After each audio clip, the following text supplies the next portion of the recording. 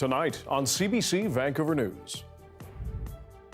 That was the final offer. And Surrey City Council has rejected that final offer from the province to help it transition to a city police force. It means significant dollars to the city, or to the taxpayer. Plus, I feel like I've been betrayed by my own people. BC's First Nations Health Authority says it will have to limit who can use some support services. We've seen our counseling services under residential schools, I would say, grow dramatically over the last 2 years. The Premier says he'll do what he can to help. And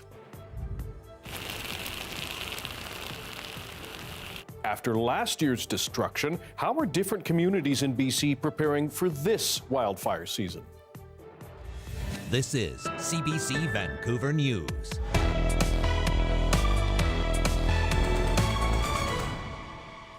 Hello, I'm Dan Burritt. Thanks for joining us. BC's Public Safety Minister says the City of Surrey has rejected the province's final offer to support a transition to a municipal police force. Mike Farnworth says the deadline for a deal was 4 p.m. Tuesday. As Mira Baines reports, Surrey's mayor argues forcing them to move away from the RCMP could come with massive costs to taxpayers. Public Safety Minister Mike Farnworth announced the City of Surrey has said no to its latest offer. He says the city reached out in January to negotiate a deal and resolve the long-running dispute.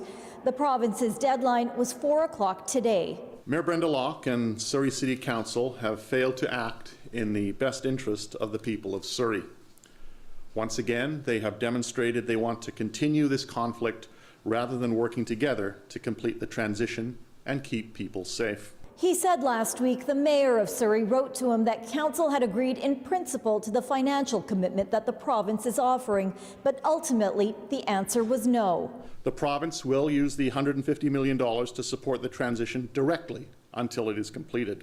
Any additional costs that end up getting passed on to the people of Surrey are the result of the failure of the mayor and council. The province says Surrey rejected an offer of $150 million over 5 years and an offer to pay the difference in salaries if SPS salaries were more in 2029 for another 5 years, up to $20 million per year. Farnworth says an agreement was even reached in principle between BC and the federal government that would ensure the RCMP can support the SPS as police of jurisdiction. He also pointed out the agreement meant there would be no reason for police-related tax increases for at least a decade. Earlier today, Surrey Mayor Brenda Locke, who campaigned on a promise of keeping the RCMP in Surrey, pointed out the cost of the transition. She announced the city's draft budget and a 7% tax hike. The fact is, the Surrey Police Service is eating into our ability to deliver new projects. However, our focus has always been Surrey residents, and we will provide for our citizens with the improvements and the amenities in our city that they deserve. What hangs in the balance is that both sides are due in BC Supreme Court at the end of the month. The city asked for a judicial review of the province's decision. Still, Farnworth says the transition will move ahead, and he looks forward to announcing the target date of a change of command, with more information coming next week. Mira Baines, CBC News, Victoria. Still in the capital, opposition parties continue to grill the provincial government about its clean energy grant process. Let's be clear. Every step of the way, this government's mantra is, what can we get away with? Every motivation of this government is to deflect, distract, and engage in full-on damage control. We know that grant programs have to be fair to all applicants, and the public needs to know. They need to have confidence that these programs are being managed in the people's interest. The government has ordered the Auditor General to investigate MNP, a private accounting firm it hired to administer clean technology grants for it. It comes after allegations of a conflict of interest, with MNP accused of acting as both grant writer and administrator for the program. It has denied that claim. Last week, the government twice declined to investigate the company, despite calls from the BC United and BC Conservative parties. BC families who have lost relatives to suicide have criticized and challenged BC's Mental Health Act for years. A handful of them gathered at the legislature on Tuesday to support changes to the act proposed by the opposition. As Belle Puri explains, the aim is to save lives. Just over a year ago, James Zimmer was released from the mental health unit at Royal Jubilee Hospital. His family received no word about his discharge. He had always allowed me to show up for him, and I just didn't get that opportunity. Within a few hours of release, James died by suicide. Since then, his family has been fighting for changes to the Mental Health Act. You can be in danger of ending your own life, and it's fine. There's the door. People are dying because of it, and families are being left without the opportunity to support their loved ones in their most vulnerable moments. The BC United Critic for Mental Health and Addictions agrees there should be amendments to the Act. A private member's bill proposes medical professionals seek additional information from family before a patient is admitted or discharged from a mental health facility. These changes will reflect the need for better communication with close relatives who are providing their continued care. A similar bill was introduced last year. The NDP government failed to adopt it. BC Minister of Mental Health and Addictions Jennifer Whiteside says our government takes seriously the need to balance the rights of the individual with the obligation to help and protect people living with mental illness. Oh, thank you. James. James Pasder suffered from schizophrenia and drug addiction. In February, he was released from a mental health facility with no information shared with his family. We should have families involved in care. We do know them best. Within a week, James died by suicide. If we had notification, if we had medical staff interacting with us as a family, James might still be alive today. Mental health advocates say the rules are there, they're just not being followed. These families want that to change, so what happened to them doesn't happen to other families. Belle Puri, CBC News, Vancouver. BC's First Nations Health Authority says it will have to limit eligibility for some counselling programs. Loved ones of residential school survivors, though, are worried many will be left without critical care. As Michelle Morton explains, healthcare providers and clients say they feel like the rug has been ripped out from underneath them. I feel like I've been betrayed by my own people is how it feels. And we need to stand together. And this feels like they're intentionally doing things that are ripping us apart. Felina Robinson says she's been accessing counseling through the First Nations Health Authority for the past 2 years and has been working through generational trauma. Her grandmother went to a residential school, but now says that counseling is being ripped away from her. The First Nations Health Authority announced former residential school survivors and their families, as well as families of missing and murdered Indigenous women and girls, will need to prove status to get certain services. The FNHA says a self-declaration method had been used, but that process became unsustainable. So we've seen our counseling services under residential schools, I would say, grow dramatically over the last 2 years. Jock says that timing coincides with the discovery of suspected unmarked graves. Robinson says she was notified by Metro Vancouver Indigenous Counseling that non-status Indigenous peoples, including Métis citizens, Inuit, as well as individuals from self-governed nations, will no longer have access to some programs. And Robinson says, as a Nisga'a woman, she is part of a self-governed nation, but has status. There's no clarification in there for people that are status and from a self-governed nation. Nowhere in there. Again, I fall through the cracks of that identity crisis that I worked so hard to rebuild in counseling, and this one email crumbles all of that to pieces. Some care providers say they were shocked by these changes. We don't have enough time to transition people even to stop seeing us. So what we're seeing is a lot of counselors going, how do I do this for free?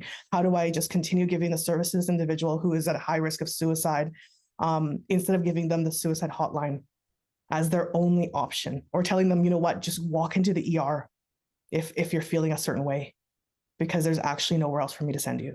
For someone without status, providing that proof could be a challenge. Indigenous Services Canada says it can take between 6 months to 2 years to be registered. The FNHA says it's still too early to know exactly how many people will be affected by these changes.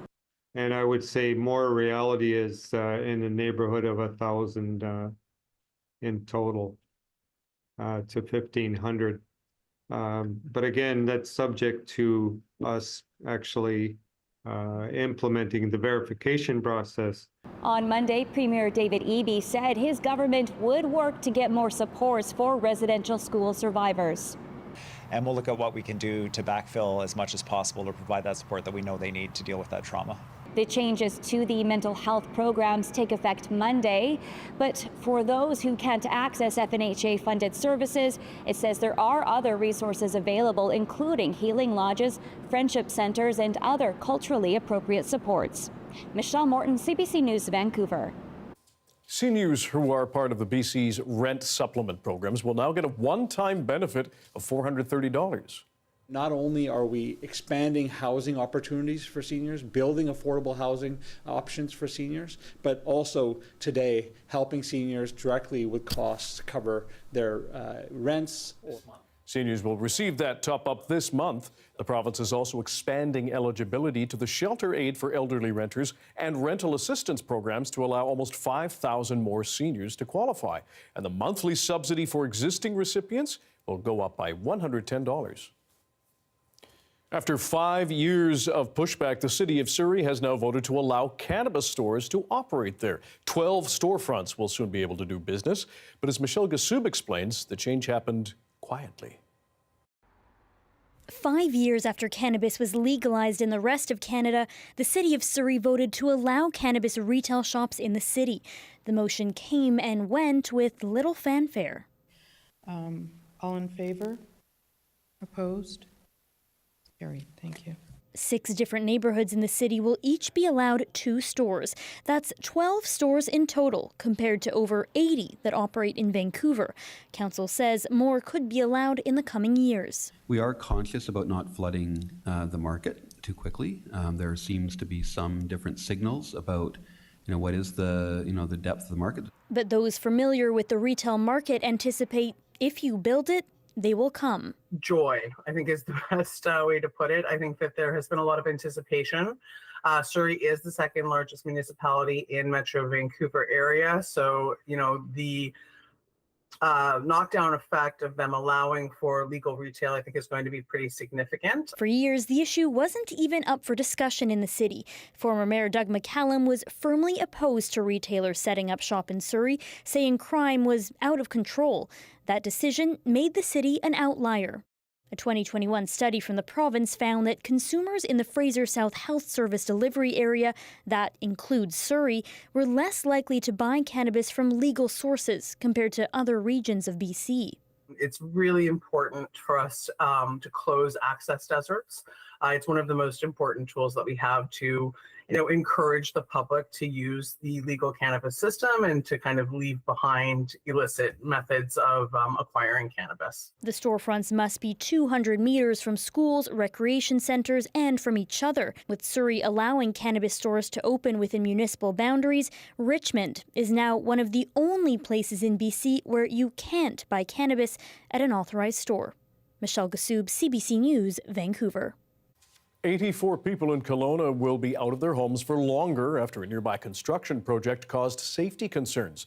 They're now calling on the city to stop the builds so repairs can be done to their building. The project causing the issue is UBC Okanagan's future downtown campus. UBC says it's working with the fire chief who put in the evacuation order, and their project has been paused. But there's still no timeline yet for the repairs to the nearby apartment building or for people to move back in. Attention swimmers, the Vancouver Park Board says the much-loved Kitsilano pool will reopen for this summer season after all. The pool is expected to open for the May long weekend and run until Labor Day. I'm so excited. I did a little dance. My husband laughed because this is where I spend a lot of my time in the summer. There were fears the pool would not reopen. Last December, the board said it discovered 2 broken pipes were leaking 30,000 liters of water every hour. That's still not fixed, but the board plans to do more repair work in the fall.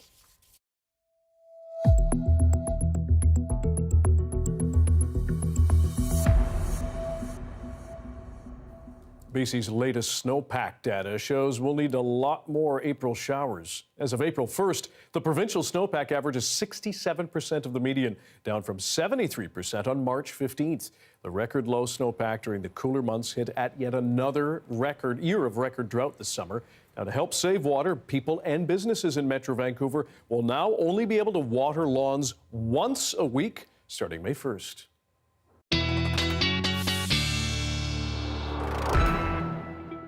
He's back. Darius Madavi, our science and climate specialist. We're going to get to your adventure slightly east of here later in the program, but you have an update on our snowpack here in BC. Yes, which is less joyful than what we're going to be talking about later this hour, because it looks like we're going to get our official April snowpack update tomorrow, and it seems like it's going to be pretty much exactly what we looked at exactly this time last week, Dan, when we saw that the snowpack was about 33% below normal, meaning it has worsened since the last update that we saw. You can see that drop again, hovering once again right by being the lowest year on record. So tomorrow we'll get more information about it, but it is expected to be pretty much dead on what the automated snow stations were predicting. Now, are we going to get any more snow in the future? Well, in the future, yes. But this year, we did get a little bit of some flurries in some of the mountains, but mostly showers today, and just very scattered, not really much to write home about. In the days to come, though, especially on a Thursday, we're going to see another major front roll through, and that frontal system will drop a decent amount of snow on some of those mountains, really just the highest elevations, because the temperatures will drop, but freezing levels not too much, so don't expect too much of a dump, but it will be a little bit, so anything is good news, really. You can see here that although there will be many showers Thursday to start with on the local mountains, there will also be some snow coming in as well. So if we look at our forecast for tonight in Vancouver, we do have another sunny day tomorrow, but we do see that cloud building in late in the day. So for now, enjoy the sunshine tonight and into tomorrow, but know that there's some precipitation on the way. Good advice. We'll check in later. Thanks, Darius. Thanks, Dan. Former Speaker of the House and longtime BC MP John Fraser has died. Fraser was elected as a Member of Parliament for Vancouver South in 1972 and became Environment Minister during the short-lived Joe Clark government. He returned to Cabinet as Fisheries and Oceans Minister after Brian Mulroney's landslide win in '84, but he stepped down the next year over a scandal involving tuna. In '86, he became Speaker, the first to be elected by secret ballot, and served until he retired in 1993. Fraser died over the weekend. He was 93. Kelowna saw some of the worst of last year's wildfires in BC. After the break, we'll touch base with someone trying to prevent this year from being just as bad. Stick around.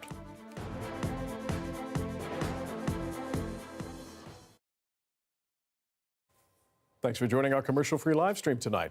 You may not know this, but when you get married, your certificate marks the place you got married. No surprise, the Village of Love in Saskatchewan gets a lot of requests to host nuptials. Now they have the perfect spot thanks to some hardworking repurposing on an old bunkhouse. Take a look. Hello, everybody. My name is Shelley Villier, and I am the mayor from the Village of Love. We're here today at our brand new wedding chapel that used to be the old bunkhouse in Choiceland. So come on, let's go take a look. The bunkhouse was donated from a gentleman named Jim Blair. And we took that building and in 2 years, totally gutted it inside and out. And this is what we have. The reason we decided to build the wedding chapel was because our name alone attracted numerous requests for marriage ceremonies. With our existing community hall and park campground, the addition of a wedding chapel completes our offerings for couples to have their dream weddings here. Eventually, we do hope to have a honeymoon cabin for our bride and groom and to put an addition on the chapel for a changing room, washroom for the bride and her attendants. It's just been real nice for us to be part of it, you know, to build a piece of lasting history that'll be there for many, many years to come when we're gone, and somebody else hopefully to carry it on, kind of how love has always been built. Well, chapel's just a really good addition to represent our village. The chapel has already seen one wedding in August, and we hope to see many more.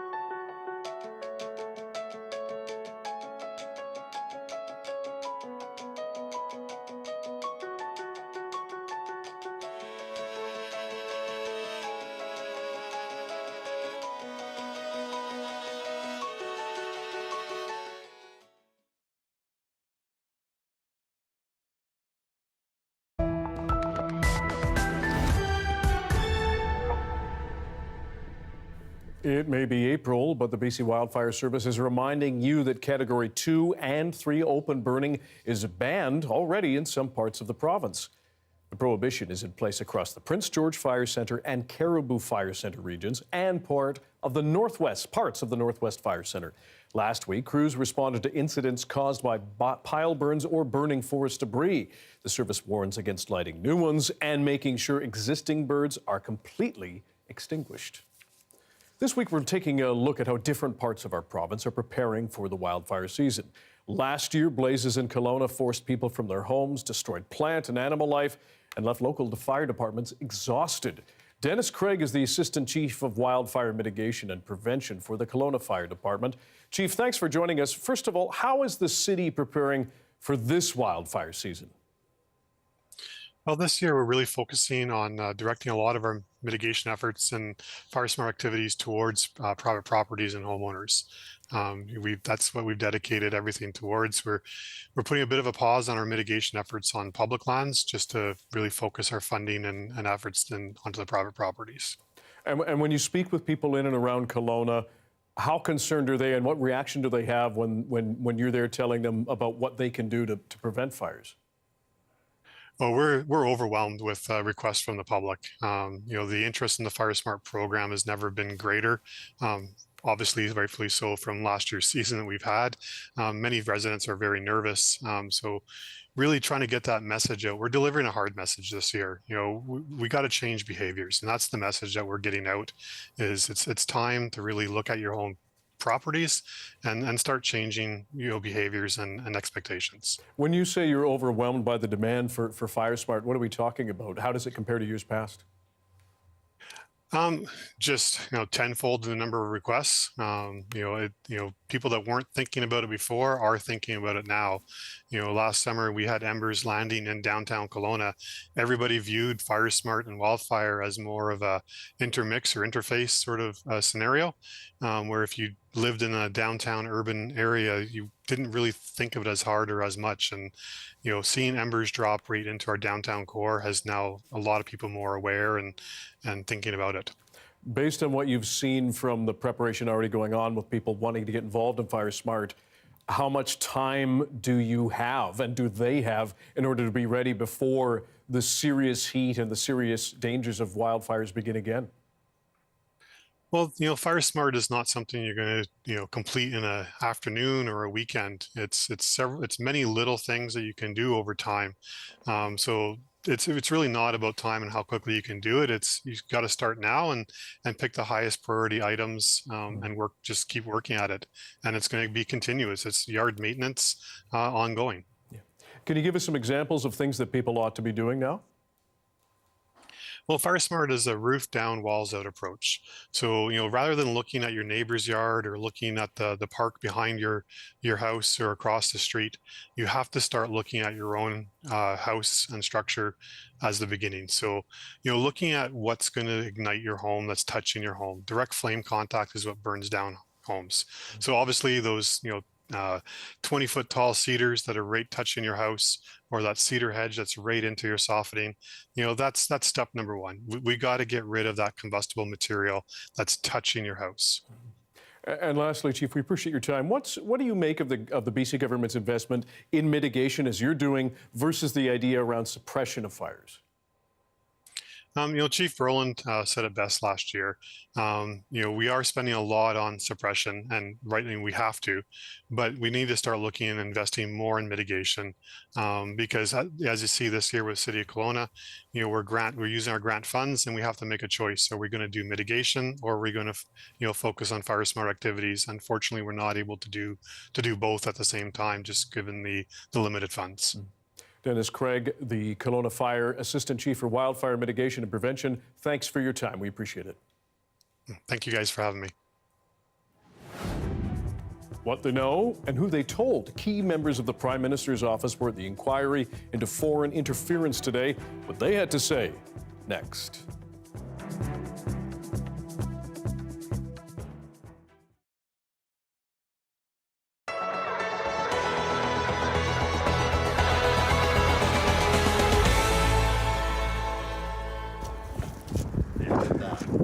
My name is Jim Hadfield, and I operate Jim's Bread, Buns, and Cakes out of Milestone, Saskatchewan.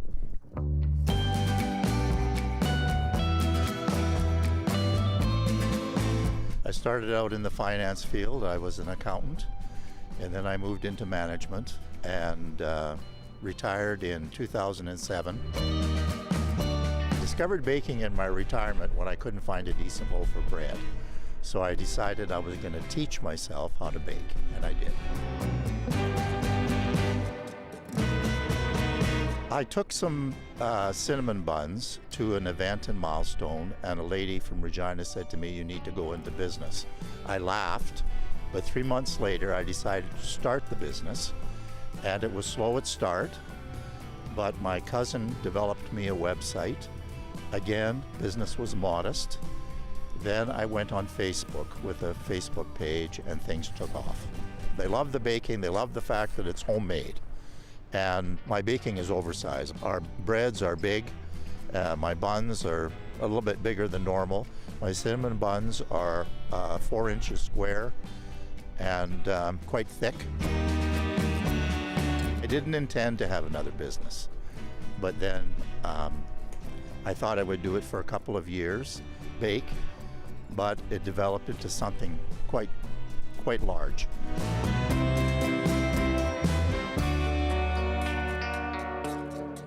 I still enjoy baking, even at 72, and it provides me with a wee bit of extra income, not a lot, and it also keeps me busy. It is important, I think, for somebody my age to remain active and focused on something, and so this helps with that.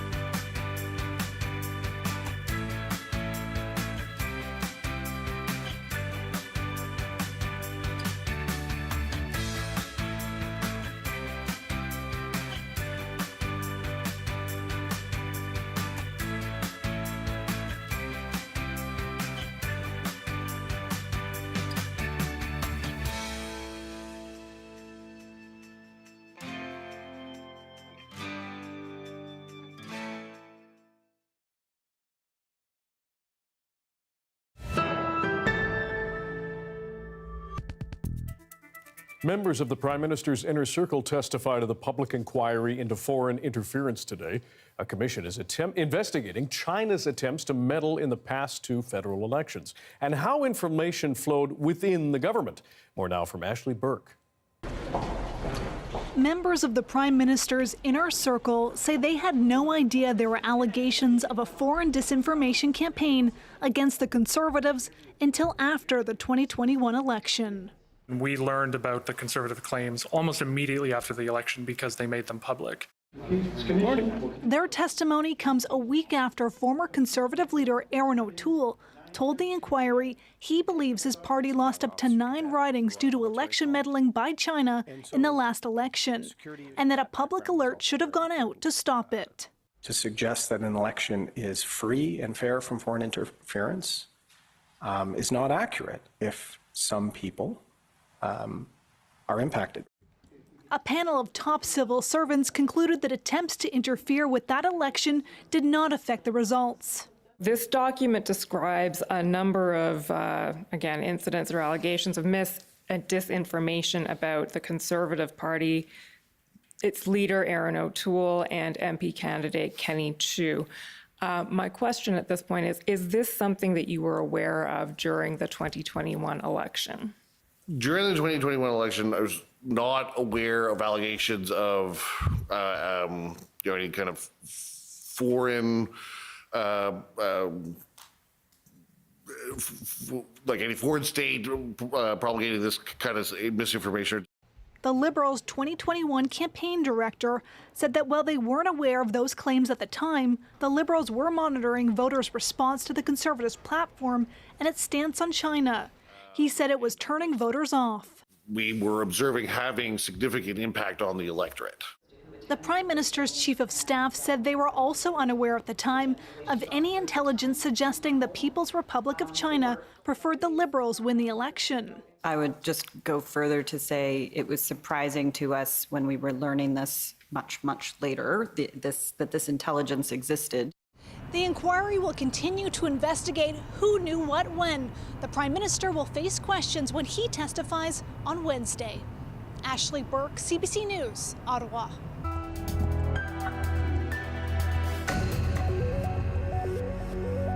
A CBC News investigation has uncovered a Canadian DNA laboratory that knowingly delivered prenatal paternity test results that routinely identified the wrong biological fathers. As Jorge Barrera reports, the bad results were delivered around the world for years by the unregulated lab. Coral Mayer was 19 when an unplanned pregnancy changed her life with a complication that made everything harder. Here's something that is humiliating, but I don't know the father of my child. She turned to Toronto lab Vigard Acumetrics for a prenatal paternity test, but the company got the results wrong. After the baby was born, another lab named the right father. I'm very bitter towards the whole situation, honestly. Like, there's so much I could have avoided if I hadn't have gone through that. CBC News sent a producer inside the lab with a hidden camera to find out more. Hi. At least with this, it sounds like the accuracy is there, because with the prenatal... Prenatal, it was never that accurate, and it's expensive. It's a couple $1,000s for a test. The owner, Harvey Tenenbaum, said he stopped selling prenatal paternity tests because they couldn't be trusted to identify the right dad. We literally have that test now. It's pretty good, but pretty good's not good enough. He said sometimes the tests were proven wrong right at the birth. I'll test the white guy and the baby came out black. White guy said, what the hell's going on here? Experts say prenatal paternity tests are very accurate when done right, but a CBC News investigation has found multiple cases where Vigard named the wrong dad. These stories span a decade, from Canada to the UK, the United States to Australia. Vigard Acumetrics. Private commercial DNA labs like Vigard don't need a license to operate, and Health Canada doesn't regulate them.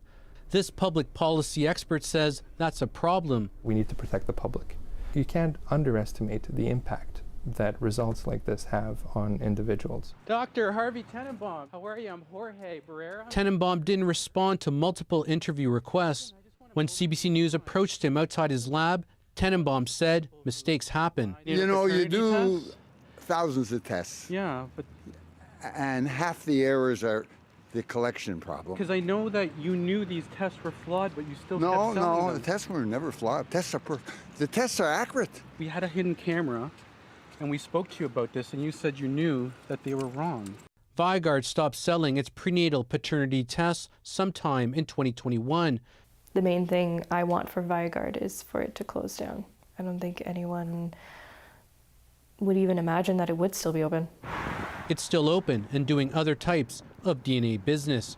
Jorge Barrera, CBC News, Ottawa. Police departments across Canada routinely suspend officers who are accused of wrongdoing. Many of them are not paid, but that has only recently become the case in Ontario. As Julie Ireton reports, a CBC News investigation has found over the past decade, more than 450 suspended officers continue to draw their salary at a cost of $134 million. Former OPP officer Jason Redmond spent nearly 8 years on paid suspension after multiple convictions over the years, including drug trafficking and sexual assault. The constable was finally fired last summer. By then, he had already taken home more than $1.2 million in pay. Details of this Brockville case triggered public outrage. But it's just one of more than 450 cases of suspended officers CBC News found through publicly available data in Ontario.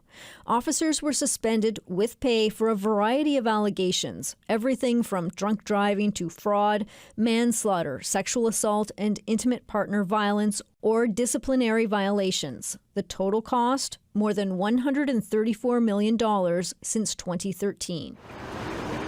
The longest, most costly suspension is OPP Detective Sergeant James Christie. He's a former police union executive, suspended for 9 years and counting. Christie has been paid more than $1.5 million to stay home from work. Most police officers are working professionally and doing their jobs properly, but we see these cases, and these are the cases that really, anger people and piss people off. Since 2010, Ontario police chiefs have lobbied for the ability to suspend accused officers without pay. It's a power other police forces in Canada, including the RCMP, have had for years. Our legislation will, if passed, provide transparency and clarity to police officers. The Ford government said it would bring in reform 4 years ago. New legislation finally came into effect this month. But the new suspension without pay provision only applies in certain very serious criminal cases, and only after the approval of a hearing. To be honest with you, not a lot. Former Niagara Chief Jeff McGuire doesn't think it will make much of a difference in terms of fewer suspensions with pay. There are still many opportunities that we believe a person should likely be suspended without pay. By contrast, the police union is satisfied with the new provisions. No agency or government department keeps track or makes public the number of police suspensions in Ontario. Critics say that leaves the public in the dark in terms of the scope of suspensions and their outcomes. Julie Ireton, CBC News, Ottawa.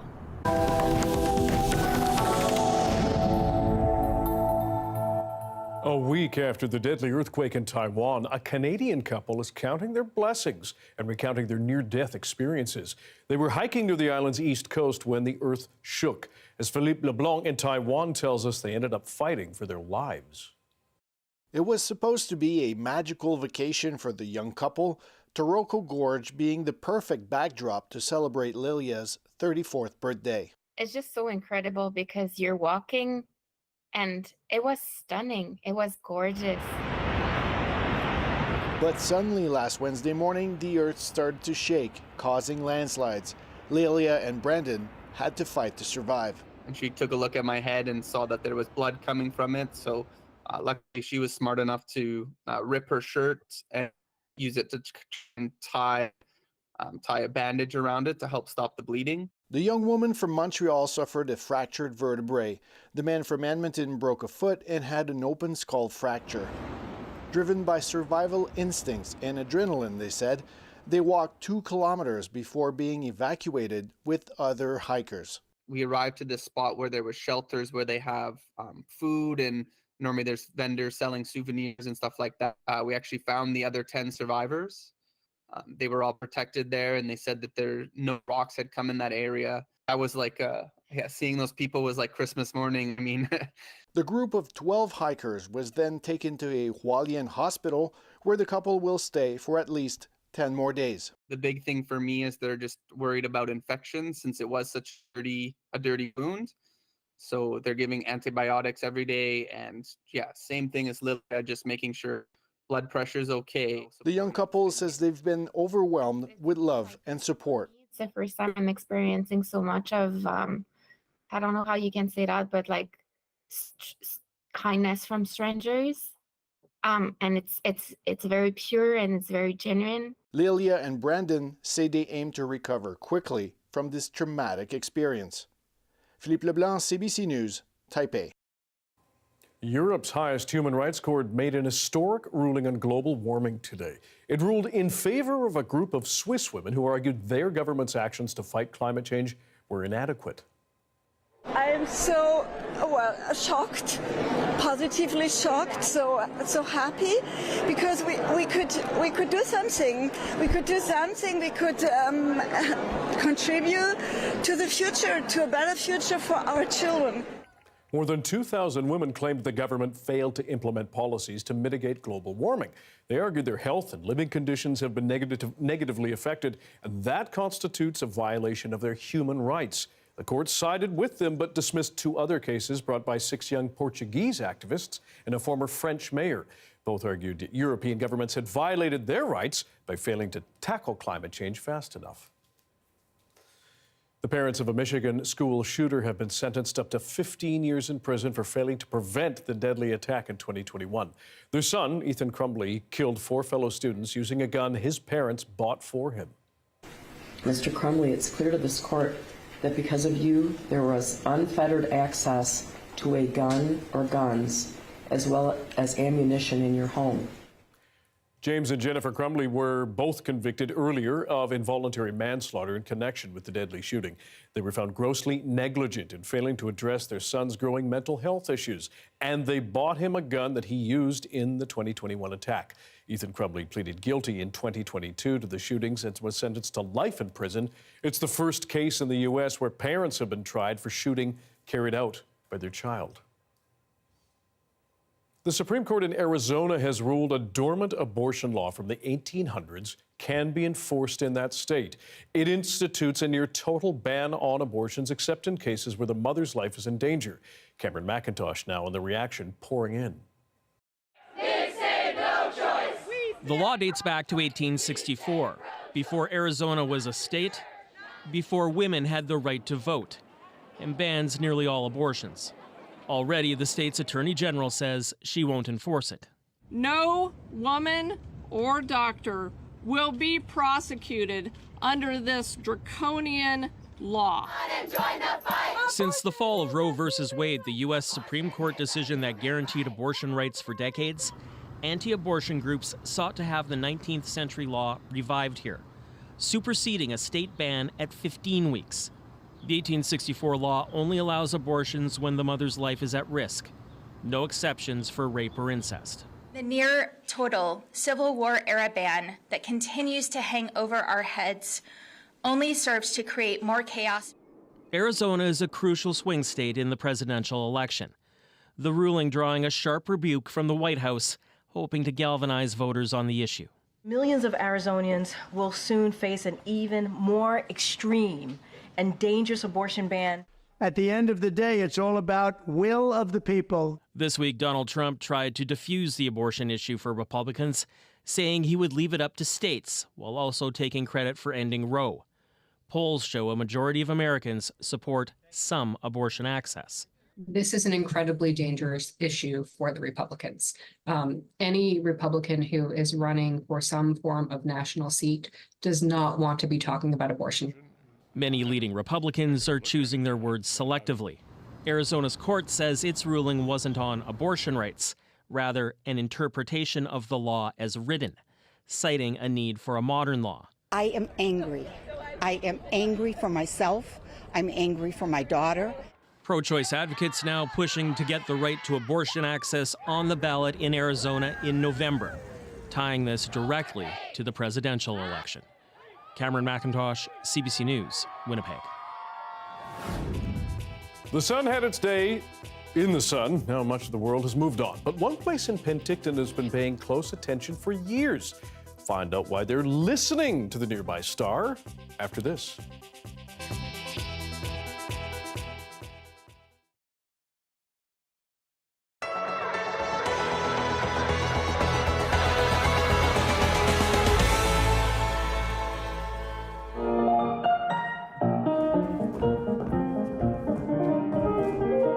When I first found out about the exam, I had no idea that nobody had taken it before. But then when I started working on it more, I found out nobody had. So I thought it was a huge opportunity for me, and I really pushed myself, and it was a great honor. I got to work with Melissa Wallace, my dance teacher, and we got to choreograph around 3 to 4 exercises, like a choreographed entrance, a port de bras and a dodge, and a coda, which is fancy turns. And then I also got to perform a variation from the Sleeping Beauty, as well as a Spanish variation. Overall, it was just actually a great achievement to have. Now I am working on furthering my teaching credentials and hoping that I can inspire younger dancers to work towards this exam. I remember showing them pictures from the day of, and they just kept having me go back and look through them all with them and explain everything behind it. They were very excited for me.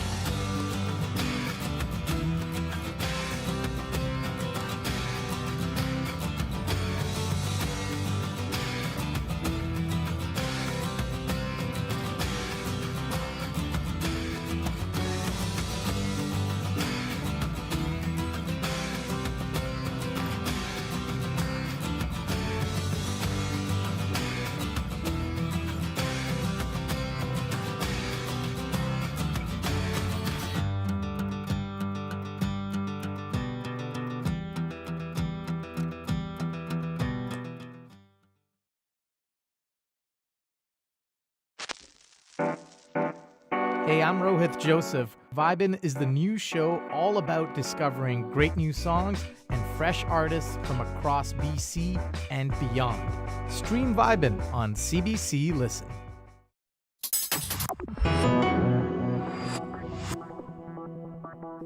This week's eclipse had a lot of people paying attention to the sun, hopefully carefully glancing up the glowing orb in the sky. But a unique laboratory in Penticton uses another sense to watch the sun. It listens to it. As Camille Vernet shows us, they're trying to forecast a rather unpredictable star. Nested in an Okanagan Valley, far from urban interferences, the Dominion Radio Astrophysical Observatory is the only one in the country doing radio astronomy. It's here where they gather the radio waves of the solar system and listen to the stars. And as stars go, none are more important than the sun. The one that measures the solar flux is the one over there. The tiny one? The tiny one. These two dishes might be small, but they're very important, according to astronomer Andrew Gray. We're observing the nearest star. The other stars are all light years away. The sun is light minutes away, so it has a much bigger impact on the Earth than any other object in the universe. So when the sun hiccups, we want to know about it. Because sometimes the sun gets a little feisty. What we call a solar flare, a large release of energy on the surface of the sun. And those flares are often accompanied by an ejection of matter. If that matter crosses the Earth's orbit at the same time that the Earth is there, it has a huge impact on the Earth. This impact is called a solar storm, and it can damage satellites, power lines, and navigation systems. This is a record of a coronal mass ejection event in 1989 that caused a power outage in Quebec. You can see the amplitudes here are enormous. But most of the time, the sun is actually rather quiet. So what you want to know is, why is this uninteresting? It's good news that there are no flares. This is the entire data set from 1947 to the current day of every measurement made with this experiment. It's the longest continuous record of solar radio emissions anywhere in the world. Historic and rich data that is widely used in the scientific community. In Saskatoon, Catherine McWilliams is researching the impact of solar storms on the upper atmosphere.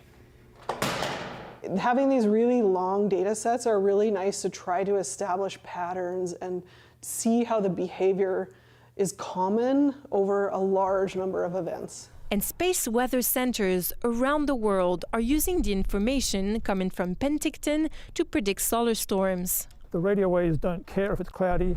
We don't rely on counting sunspots or other means of measuring solar activity that relies on being able to see the sun. And this is important for understanding future behavior of the sun. From sunrise to sunset, they track the sun, because listening in to the sun today helps predict its future. Camille Vernet, CBC News, Penticton.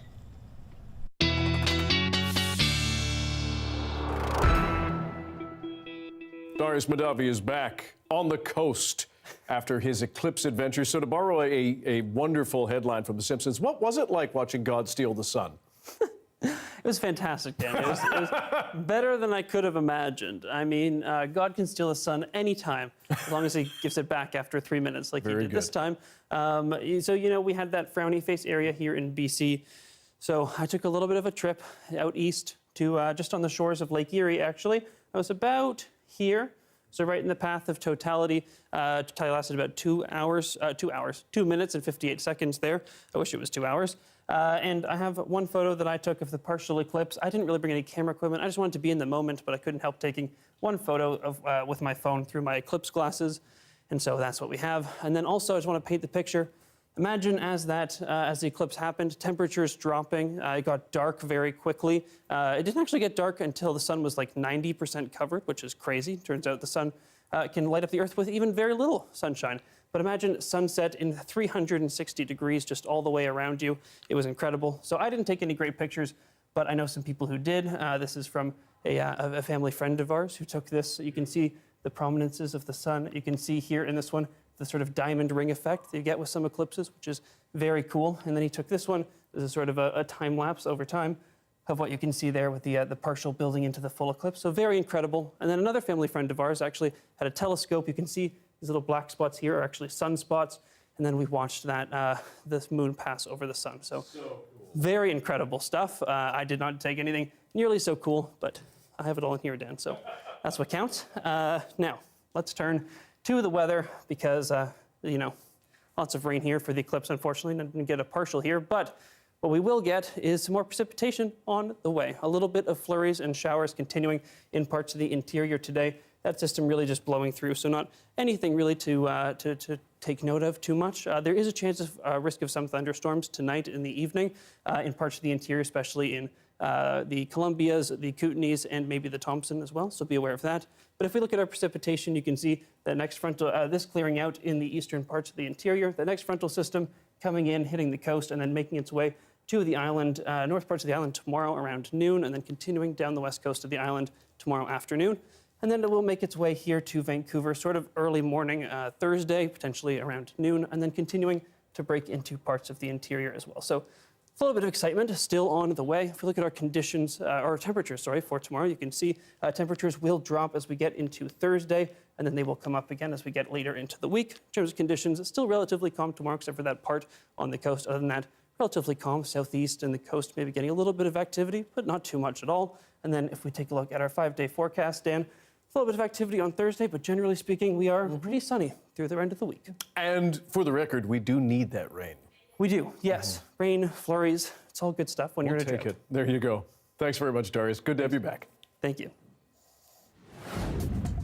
A cult classic is celebrating 20 years today. After the break, we hit the streets to find out how you might fight off the undead in a zombie apocalypse.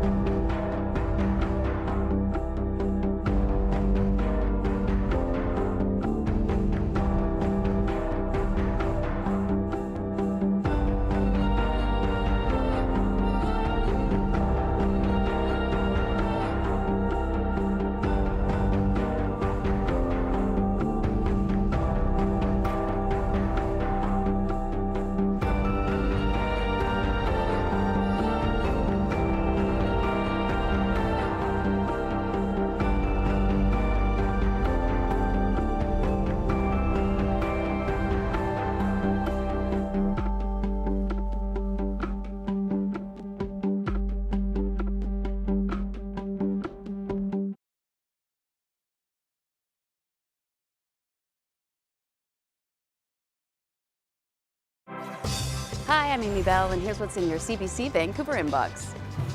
CBC Vancouver returns as the exclusive media partner of the Doxa Documentary Film Festival May 2nd to 12th. Enjoy thoughtful and engaging documentaries, special presentations, and industry events. For festival program and tickets, visit doxafestival.ca and never miss a special programming series, event, or contest. Subscribe to CBC Vancouver's e-newsletter and keep connected with us.